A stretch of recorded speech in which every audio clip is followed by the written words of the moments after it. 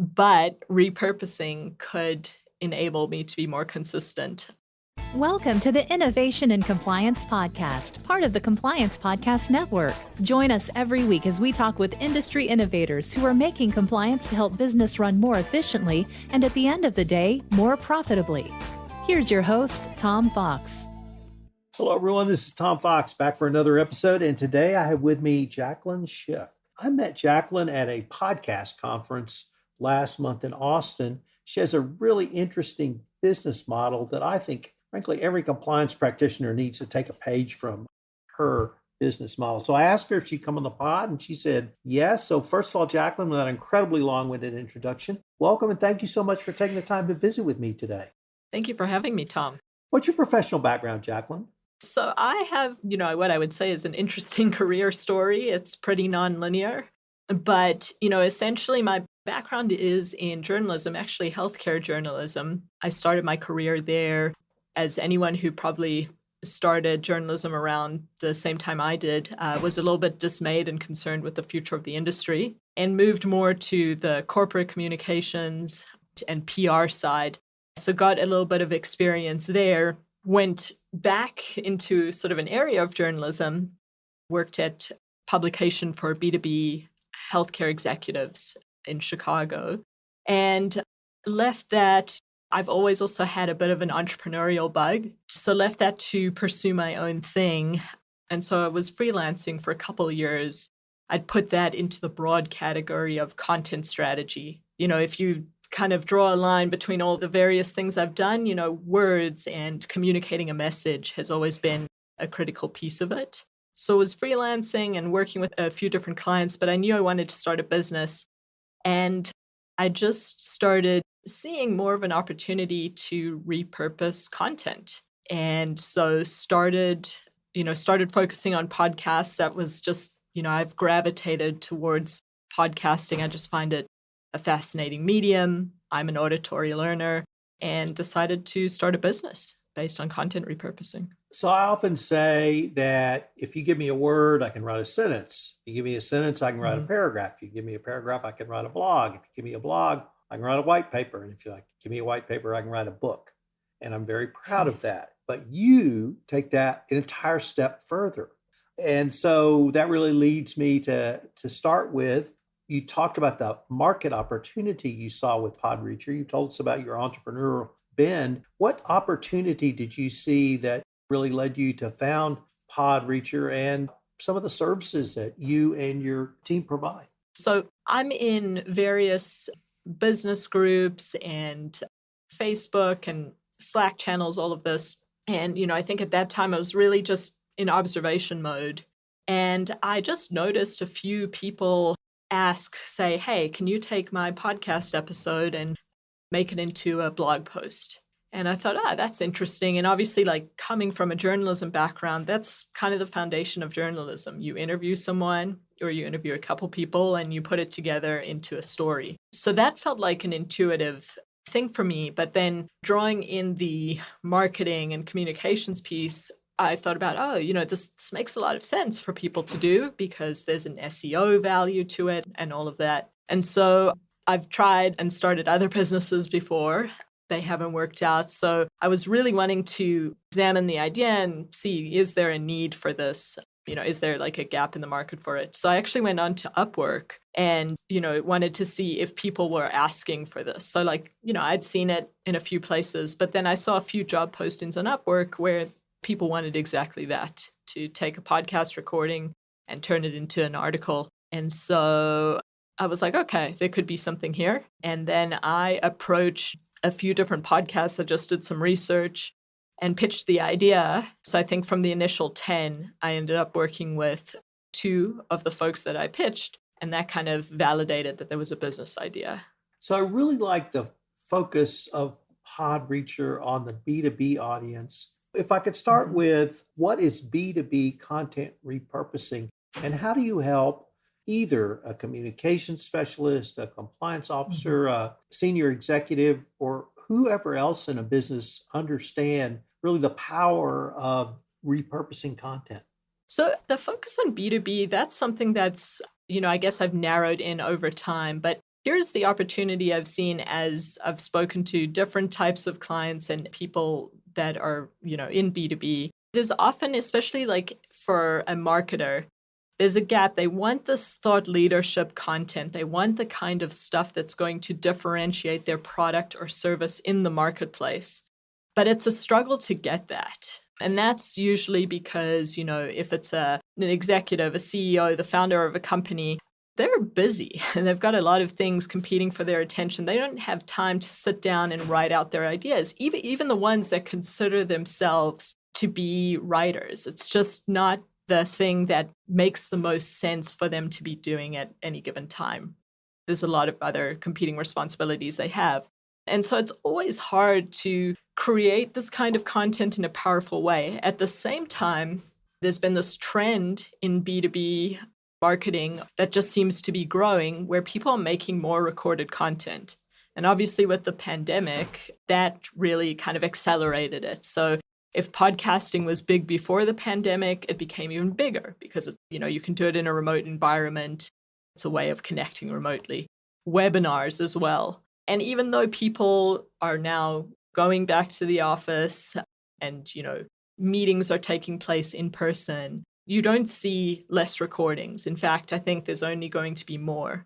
And if you look at what those recordings are, so the conversation we're having here, this is the foundation of some thought leadership. I'm sharing what it is that, why you would want to repurpose content, how I started a business on this basis. And so like for anyone in any industry, a conversation is an easy way to get that out there. Now, taking that from the spoken word, so in this case, audio, but it could be video as well, and turning that into a good reader experience, that's the process that we're continually tweaking. And, that's kind of the secret sauce of what we do because it's not a transcript and we can get into more of that. But there's a huge opportunity. There's a thirst for that kind of content. The assets are in place and it's just pulling it together and connecting the dots to deliver that kind of content so that people can use it for marketing purposes. I fancy myself a social media maven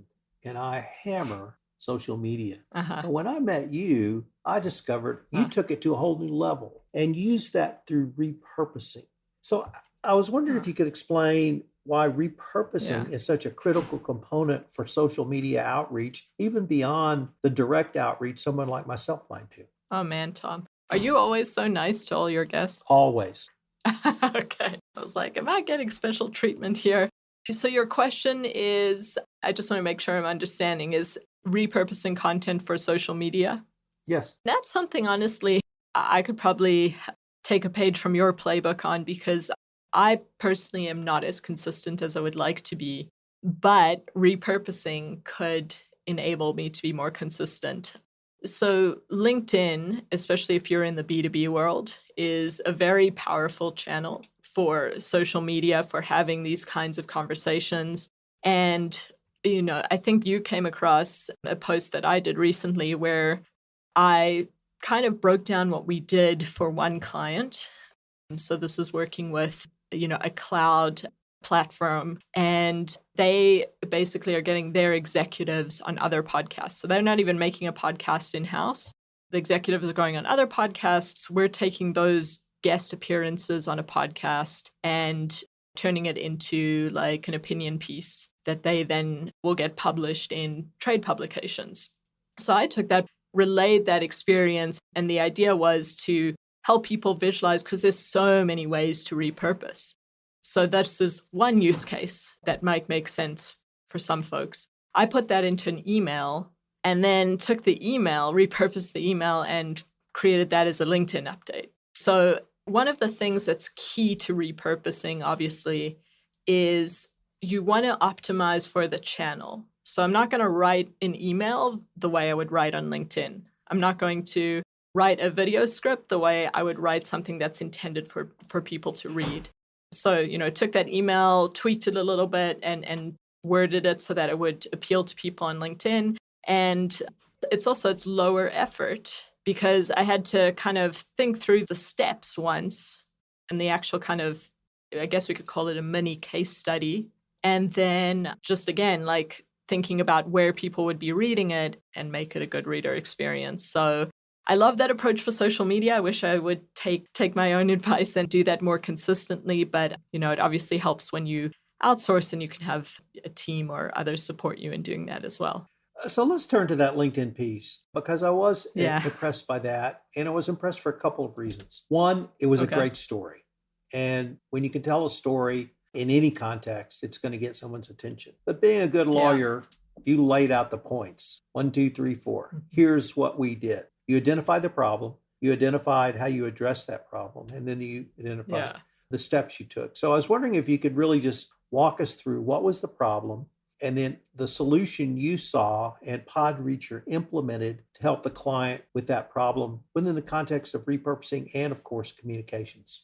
So I just wanted to pull it up, even just to give myself a refresher.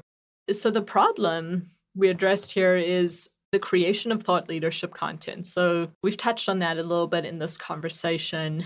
But what I find through the conversations that I have with clients, and so primarily like I'm speaking to other marketers, but in some case I'm speaking to other types of executives. But across the board, the problem is, okay, people want to have good, thoughtful content, but they don't really have the time to make it. It's time consuming. And so how do you solve this problem for wanting to have it, wanting to have the story make the case for your product or service, but having no time or bandwidth to write it? That's why I love working from recordings. So in this case, again, the company is putting their executives on other podcasts. So they're getting the visibility from that, and that's a form of thought leadership. But the thing is that there's so much that's contained within that recording, within that conversation. It's that person's thinking, but not only is it that person's thinking, it's the way they express themselves. It's got personality,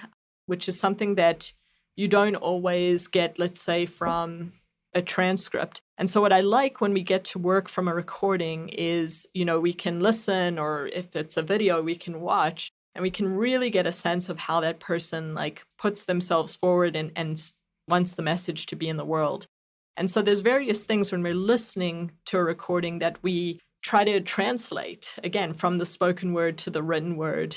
One of the things that we do when we listen to a recording is a lot of times the biggest insight in a conversation is not going to come right at the start. It's going to come 20 minutes in or something. So when you're positioning something for an audience that is going to read it, you would maybe put that insight closer to the top, as opposed to a transcript. You're only going to read through it and you're only going to get to that point in the conversation. So we did that with the recording that they sent us. As I mentioned, we reviewed the recording, took the best insights, turned it into something that, again, is a good reader experience, very different than a transcript, sent it back to the marketing team, and then they have relationships with people that run different industry publications. They sent this as an opinion piece. So we essentially ghost wrote it for that executive. And then 2 weeks later, it was published. And so they've got that brand awareness. They've got that really important thought leadership content. I'm sure they're going to share that in newsletters, on social media as well. All these efforts build on each other, which is really nice too. So where do you see B2B content repurposing down the road? Will this continue to be a growth industry? Do you think it's going to become more important for the communication specialist or even business executive? It's a good question. I think this is only increasing. Like I said, the pandemic accelerated the adoption of recorded content. I don't think that's going away. It's easier than ever to make recordings. And again, what I like with this and what people seem to respond to is it's a lot easier to sit down and have a conversation than it is to sit down in front of your laptop and have to write out your coherent thoughts. And again, even if you're a writer, I mean, you know how it goes, Tom. One day you've got it and the thoughts are flowing, and another day it's just not as easy and fluid to get those thoughts onto the screen. But if someone can prompt you, as you're doing for me in this interview, you're asking focused questions, you're asking good questions, it's an easy way to get the thoughts out. And then again, foundation of the recorded content. So I think we're going to see more of this. The story I like to tell is not only is it an easier way to develop content, having a conversation, but it's the easiest type of content to outsource. If you've ever tried to hire writers, and anyone who's listening to this will know, it's not easy. It's just not an easy thing. Like, anyone can say they're a writer, and just because you can type and string a few words together doesn't mean that you are a writer. What's nice with recorded content is, again, you have essentially 65% of what's needed in that recording. And so what we coach our writers to do is, how do you, massage that into a piece that is, again, going to be a good reader experience? We think there's an art to that. That's why it's the only type of content we create. We don't do original content. There's a lot of clues in a recording that will tell you how to structure things and how to position it. But I find the mistake that a lot of people make when they try to outsource content is, you find someone who says they're a writer, you give them a very broad thing, say, hey, I want a piece written about this idea. And then they take it and you get something in front of you and you're like, what the heck is this? I have no idea. There's a disconnect between what you've asked them to do and then what you receive in return. With a recording, when you work from a recording, it helps align expectations. And again, if it's done well, you can get a really good end product. Because again, it's not relying on you to come up with the theme and the ideas. Someone who's a professional will know what to look for and know how to draw it together to create a really good piece of content. Jaclyn, many businesses are finally beginning to understand that in the current market, for a variety of business reasons, they need to communicate what they stand for, their values, their purpose, their culture. Are those types of conversations you have with communication specialists in-house, do they understand that as well in the market you're in? I'm not sure I'm well positioned to speak on that because, first of all, we do a lot of project type work. It's like the objectives might be different. I'm sure it is something that they're thinking about, but I think a lot of times when folks come to us and they have recordings in mind, it tends to be top of funnel things, and it's a way of introducing people to the brand, just creating that general awareness. Could values and that stuff be a part of it? It could, but honestly, it's not something that comes up a ton. One of the most ubiquitous phrases in business right now is ESG, and investors are interested in that. Many shareholders, employees, other stakeholders are interested in that, and companies want to communicate what they're doing around ESG, even to the point where the regulators are looking at it. Financing is looking at it in the forms of banks, private equity firms, and insurance companies. And the message that you can help create, I was wondering if you're being asked to help create that type of, or repurpose that type of content that a company's creating to really show what they may be doing around that issue. And if you're getting work that's project-based, it certainly seems to me that if a company wanted to have a project where they put that type of repurposed content in social media, it would lend itself to what PodReacher does. Yeah, and that context definitely does make sense. But I can't say that we've seen a ton of that.